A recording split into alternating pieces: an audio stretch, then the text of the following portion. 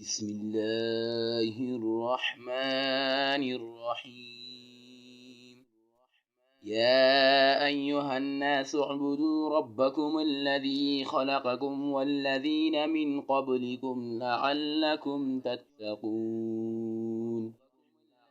الذي جعل لكم الأرض فراشا والسماء بناء وأنزل من السماء ماء فأخرج به من الثمرات رزقا لكم فلا تجعلوا لله أندادا وأنتم تعلمون.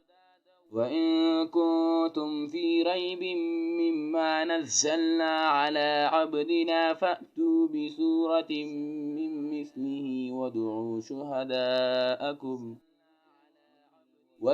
شهداءكم من دون الله إن كنتم صادقين.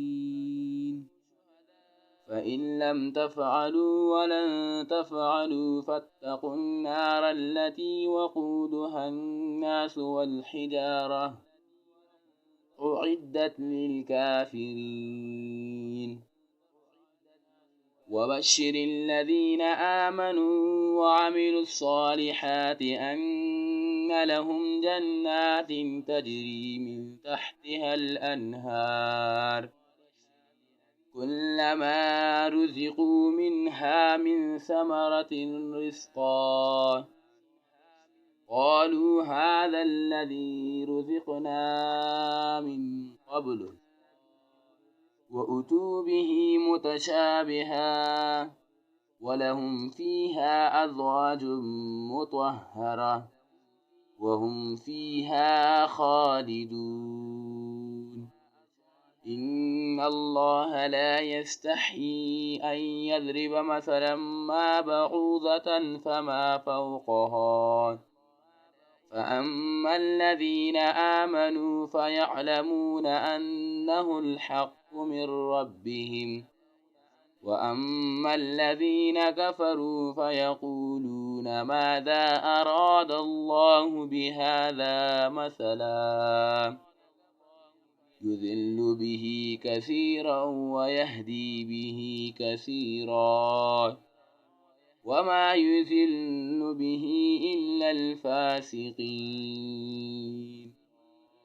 الذين ينقضون عهد الله من بعد ميثاقه ويقطعون ما أمر الله به أن يوصل ويفسدون في الأرض أولئك هم الخاسرون. كيف تكفرون بالله وكنتم أمواتا فأحياكم ثم يميتكم ثم يحييكم ثم إليه ترجعون. هو الذي خلق لكم ما في الأرض جميعا ثم استوى إلى السماء فسواهن 7 سماوات وهو بكل شيء عليم.